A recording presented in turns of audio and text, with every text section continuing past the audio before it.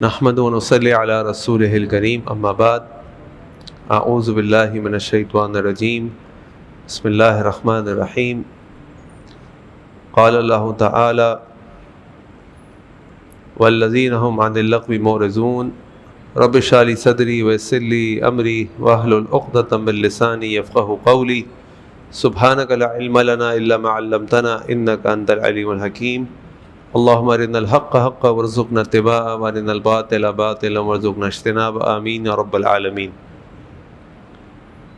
مستدرک حاکم کی ایک روایت ہے، ایک طویل روایت ہے جس کا ایک حصہ یوں ہے کہ حضرت ربیعہ الاسلمی رضی اللہ عنہ فرماتے ہیں کہ نبی کریم صلی اللہ علیہ وسلم نے زمین کا ایک ٹکڑا مجھے دیا اور زمین کا ایک ٹکڑا ابوبکر صدیق رضی اللہ عنہ کو دیا۔ ہم دونوں کی زمین برابر تھی اور ہم دونوں کے درمیان ایک کھجور کے درخت کا تنازع ہو گیا کہ یہ میری زمین کا حصہ ہے یا تمہاری زمین کا حصہ ہے۔ اس بحث مباحثے کے دوران ابوبکر صدیق رضی اللہ عنہ نے مجھے کوئی سخت بات کہہ دی، جس کے بعد ان کو احساس ہوا کہ یہ بات مجھے نہیں کہنی چاہیے تھی۔ انہوں نے مجھ سے کہا کہ بات مجھے کہہ دو تاکہ قصاص ہو جائے، معاملہ برابر ہو جائے۔ اور میں نے ان سے کہا کہ نہیں ابوبکر صدیق، میں آپ سے سوائے اچھی بات کے کوئی اور بات نہیں کہہ سکتا۔ ابوبکر صدیق رضی اللہ عنہ نے ان سے دوبارہ کہا کہ تم وہ بات مجھے کہہ دو تاکہ میرا تمہارا حساب برابر ہو جائے۔ اور ربیعہ نے ان کو پھر یہ جواب دیا کہ میں آپ کو سوائے کلمہ خیر کے کوئی بات نہیں کہہ سکتا۔ انہوں نے کہا کہ میں اللہ کے نبی صلی اللہ علیہ وسلم کے پاس جاتا ہوں اور جا کے ان سے کہتا ہوں کہ وہ تم سے کہیں۔ ابوبکر صدیق رضی اللہ عنہ اللہ کے نبی صلی اللہ علیہ وسلم کے پاس چلے گئے۔ پیچھے سے ربیعہ بھی اللہ کے نبی کی طرف جانے لگے صلی اللہ علیہ وسلم، تو ان کے قبیلے والوں نے ان سے روک کے کہا تم کہاں جا رہے ہو؟ انہوں نے کہا کہ میں ابوبکر صدیق کے پیچھے جا رہا ہوں کیونکہ وہ اللہ کے نبی صلی اللہ علیہ وسلم کے پاس گئے ہیں یہ شکایت لے کے کہ میں ان کو سخت بات کیوں نہیں کہہ رہا۔ تو ان کے قبیلے کے لوگوں نے کہا تمہیں کیا پڑی ہے؟ انہوں نے جو کہا کہہ دیا، بس بات ختم ہو گئی، اب تم ان کے پیچھے کیوں جا رہے ہو؟ انہوں نے کہا کہ نہیں، ابوبکر صدیق رضی اللہ عنہ کو تم جانتے نہیں ہو کیا؟ ابوبکر صدیق رضی اللہ عنہ مسلمانوں کے بزرگ ہیں۔ ابوبکر صدیق رضی اللہ عنہ ان دونوں میں سے ایک ہیں جنہوں نے مدینہ کی طرف ہجرت کی، یعنی اللہ کے نبی صلی اللہ علیہ وسلم کے ساتھ ہجرت کی۔ اللہ تعالیٰ نے ان کا ذکر قرآن میں فرمایا، اور پھر وہ اپنی قوم والوں سے ناراض ہوئے اور بہرحال ان کی قوم والے ان سے ناراض ہوئے اور وہ اللہ کے نبی صلی اللہ علیہ وسلم کے دربار میں چلے گئے۔ وہاں ابوبکر صدیق رضی اللہ عنہ اللہ کے نبی سے کہا کہ اللہ کے نبی صلی اللہ علیہ وسلم میں نے ربیعہ کو کوئی سخت بات کہہ دی ہے اور میں اس سے کہتا ہوں کہ بات مجھے واپس کہہ دے، وہ الفاظ مجھے دہرا دے تاکہ میرا اس کا حساب برابر ہو جائے، لیکن ربیعہ بات مجھے نہیں کہہ رہا۔ اللہ کے نبی صلی اللہ علیہ وسلم نے اس سے کہا ربیعہ سے کہ ربیعہ یہ بات کہو، معاملہ برابر کر دو، ختم کر دو۔ اور ربیعہ نے کہا کہ نہیں، اللہ کے نبی صلی اللہ علیہ وسلم میں ابوبکر صدیق کو ایسی بات نہیں کہہ سکتا۔ تو پھر اللہ کے نبی صلی اللہ علیہ وسلم نے ربیعہ سے کہا کہ ربیعہ پھر ٹھیک ہے کہ تم پھر اللہ سے دعا کرو کہ اللہ تعالیٰ ابوبکر کے گناہوں کو معاف کر دے۔ ابھی دیکھیے کہ یہ صحابہ کرام رضوان اللہ علیہم اجمعین کا کیا مقام تھا، لیکن اس کے باوجود ان کو اپنی آخرت کی کتنی فکر تھی، اور اگر ان کی زبان سے کوئی ایسا کلمہ نکل جاتا کہ جس کے بارے میں ان کو احساس ہوتا کہ یہ کلمہ مناسب نہیں ہے، یہ کلمہ آخرت میں میرے لیے ندامت کا باعث بن سکتا ہے، یہ کلمہ اللہ تعالیٰ کو پسند نہیں آئے گا، یہ کلمہ اسلام کی تعلیمات کے خلاف ہے، تو وہ اس کے لیے کتنے پریشان ہوتے تھے اور کتنی کوشش کرتے تھے کہ دنیا میں ہی ان چیزوں کا معاملہ برابر ہو جائے۔ قرآن کریم میں سورۃ المومنون میں اللہ تعالیٰ ان فلاح پانے والے مومنین کی صفات بیان کرتے ہیں، اور ان کی ایک صفت یہ ہے کہ والذی ہم عن اللغو معرضون، کہ وہ فضول لغویات سے اپنے آپ کو بچاتے ہیں، یعنی کوئی کلمہ ایسا نہیں کہتے جو ان کی شان کے خلاف ہو یا ایمان کے خلاف ہو۔ یہ جو زبان ہے اور یہ بولنے کی صلاحیت ہے، یہ اللہ کی بہت بڑی نعمت ہے۔ ہم میں اور دنیا کی اور جو مخلوقات ہیں ان میں ایک بہت بڑا فرق یہ ہے کہ ہم بولتے ہیں اور واضح بولتے ہیں، اور اتنی قومیں ہیں، اتنی زبانیں ہیں، یعنی آپ کے اپنے ملک کے اندر بھی اتنی زبانیں ہیں اور لوگ بولتے ہیں، لکھتے ہیں، کمیونیکیٹ کرتے ہیں، اور یہ وہ زبان ہے کہ جس سے انسان اللہ کا ذکر کرتا ہے، اللہ کا قرآن پڑھتا ہے، نماز ادا کرتا ہے اور بہت سارے خیر کے کام کرتا ہے، یہ بہت بڑی نعمت اللہ تعالیٰ کی. یہ انسان کو جنت میں بھی لے جا سکتی ہے اور جہنم میں بھی لے جا سکتی ہے. اور ساتھ ساتھ یہ ایک ایسا گوشت کا ٹکڑا ہے کہ جو انسان کو جہنم میں سب سے زیادہ لے جانے کا باعث بنے گا. اس زبان کی حفاظت بہت ضروری ہے. اگر اس زبان کی حفاظت نہ کی جائے اور اس زبان کو بے لگام چھوڑ دیا جائے تو یہ انسان کو تباہی و بربادی کی طرف لے جاتا. اللہ تعالیٰ نے قرآن میں، اللہ کے نبی صلی اللہ علیہ وسلم نے اپنی احادیث مبارکہ میں بے شمار مقامات پہ زبان کے بارے میں ہمیں ہدایات فرمائی، اس کے استعمال کے بارے میں ہدایات فرمائی. جیسے زبان کی حفاظت کی کچھ فوائد میں آپ کے سامنے رکھتا ہوں. اللہ کے نبی صلی اللہ علیہ وسلم کی حدیث آپ نے فرمایا، من صمت نجا، جس نے خاموشی اختیار کی وہ نجات پا گیا. ہم سمجھتے ہیں کہ زیادہ بولنا بڑی عقل مندی کی نشانی ہے، یا آپ کے شوخ ہونے کی نشانی ہے، یا آپ کے بڑے سمجھدار ہونے کی اور بڑی اسمارٹنس کی نشانی. ایسی بات نہیں ہے. اللہ کے نبی فرما رہے ہیں من سمتا، جس نے خاموشی اختیار کر لی، نجا، وہ نجات پا گیا. اگر انسان اس زبان کی حفاظت کرتا ہے تو اللہ کے نبی صلی اللہ علیہ وسلم فرمایا من یضمن لی، جو مجھے اس بات کی ضمانت دے، ما بین لحییہ، جو اس کے دو کلوں کے درمیان ہے، وما بین رجلیہ، اور جو اس کی دو ٹانگوں کے درمیان ہے، اضمن لہ الجنہ، میں اس کو جنت کی ضمانت دیتا ہوں. ہم ان دو چیزوں کی ضمانت دیں. اللہ کے نبی صلی اللہ علیہ وسلم کی طرف سے گارنٹی ہے کہ جو ان دو چیزوں کی گارنٹی مجھے دے دے کہ غلط استعمال نہیں کرے گا، وہ میری طرف سے گارنٹی لے لے کہ وہ جنت میں جائے گا. یہ زبان کی حفاظت سے ہوتا ہے. اللہ کے نبی صلی اللہ علیہ وسلم نے فرمایا کہ جو افضل ترین مسلمان ہے وہ کون ہے؟ جب ان سے پوچھا گیا ای المسلمین افضل، اللہ کے نبی صلی اللہ علیہ وسلم کون سے مسلمان افضل ہیں، سب سے بہتر ہیں؟ آپ نے فرمایا من سلم المسلمون من لسانہ و یدہ، جس کی زبان اور ہاتھ سے دوسرے مسلمان محفوظ رہیں. اگر انسان اس زبان کی حفاظت کرے تو وہ افضل ترین مسلمان بن سکتا ہے.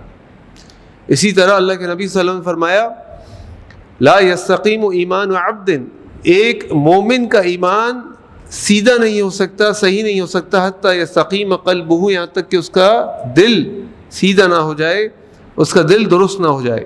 ولا یستقیم قلبہ، اور اس کا دل سیدھا نہیں ہو سکتا، حتی یستقیم لسانہ، یہاں تک کہ اس کی زبان سیدھی ہو جائے، اس کی زبان درست ہو جائے. ولا يدخل رجل الجنۃ لا یمن جارہ بوائقہ، اور وہ شخص جنت میں داخل نہیں ہو سکتا جس کا پڑوسی اس کی برائیوں سے محفوظ نہ ہو. یہ زبان کی حفاظت انسان کے ایمان کی درستگی کی ضمانت ہے.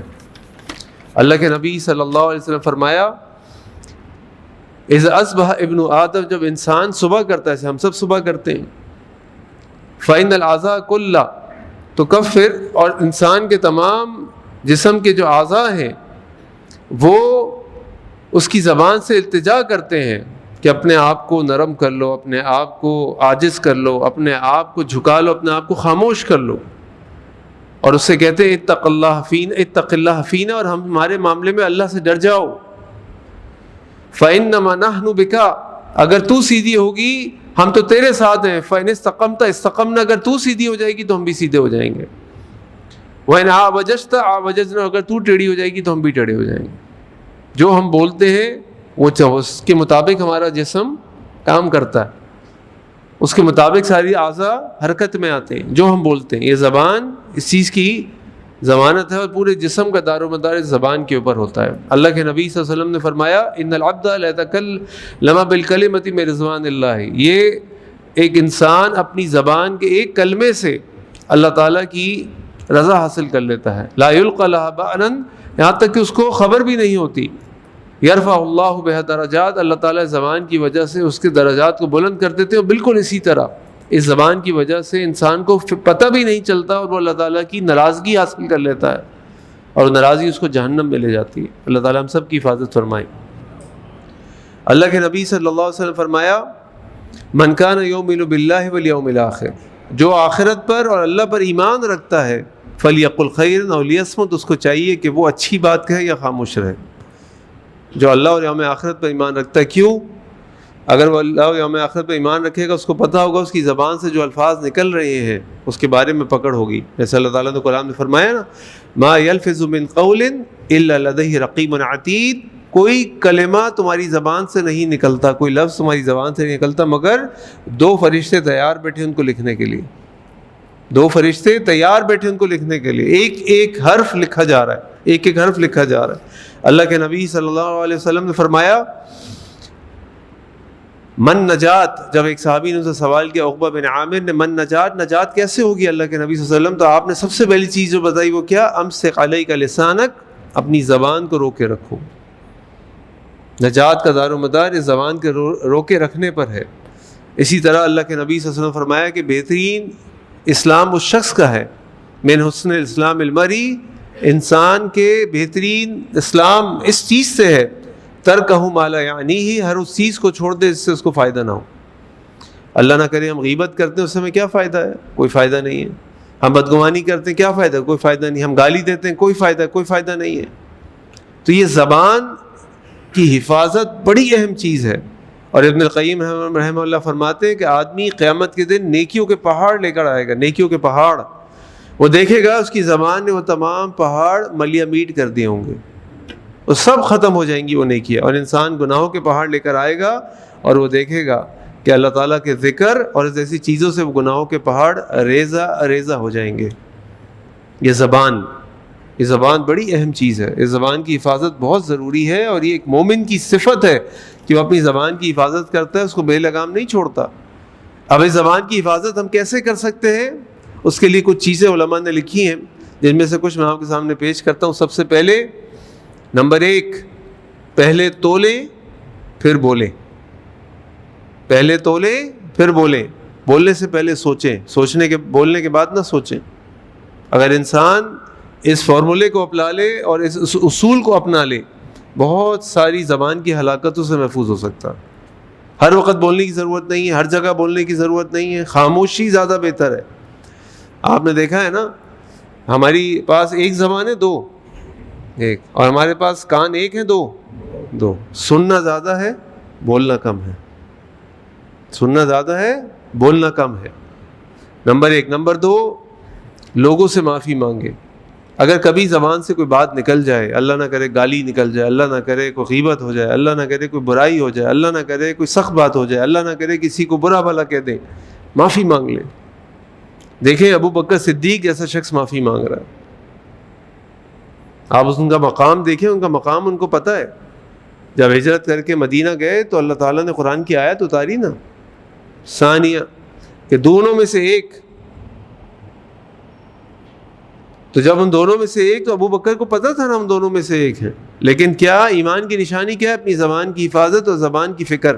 میری زبان سے لفظ میرے منہ سے نکل گیا ربیعہ، اور ربیعہ لڑکا تھا، نوجوان، جس کی شادی بھی نہیں ہوئی تھی، اور یہ ابو بکر صدیق مسلمانوں کے بزرگ، اولین اسلام لانے والوں میں سے، لیکن اس کے بعد فکر کیا اور معافی مانگ لی۔ کیوں؟ کیونکہ آخرت میں بدلہ نہیں دے سکتے، آخرت کا رزق نہیں لے سکتے، یہاں لے لیں، یہاں معافی مانگ لیں، اور اس سے انشاءاللہ تعلقات بہتر ہی ہو جائیں گے، سامنے والا آپ سے اور خوش ہو جائے گا۔ نمبر 3، اپنی صحبت پہ نظر رکھیں۔ اگر آپ کے دوست احباب، ماحول ایسا ہے جہاں پہ غیبتیں عام ہے، چغلیہ عام ہے، نمیمہ عام ہے، گالم گلوچ عام ہے، ایسے ماحول سے اپنے آپ کو نکالیں۔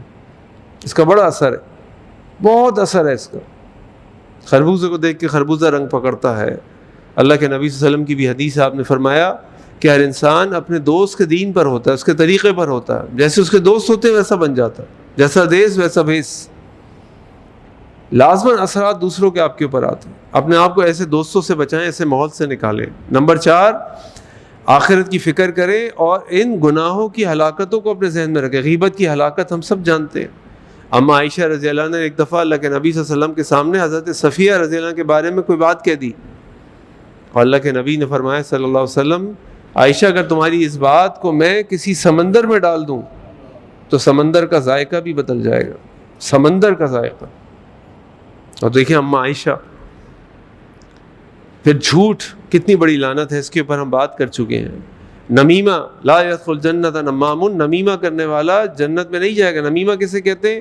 ادھر کی کہانی ادھر سنانا، میاں فلاں کے گھر میں یہ ہوا، میاں فلاں کے بھائی نے یہ کر دیا، میاں یہ ہو گیا، میاں وہ ہو گیا، ارے بھائی چھوڑو یار، اس کے لیے دعا کرو، اس کے گھر کی باتیں، اس کی کمزوریاں، اس کی بیوقوفیاں کیوں لوگوں کے سامنے لے کر آتے ہو؟ تہمت ہے، اسی طرح اور گالم گلوچ ہے، فحش زبان ہے. یہ ایک مومن کا طریقہ نہیں. مومن اپنی زبان کی حفاظت کرتا ہے.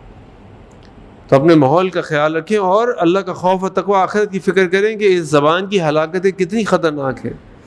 اور نمبر 5، اپنے آپ کو سزا دیں اگر آپ کی زبان آپ کے کنٹرول سے باہر نکل جائے.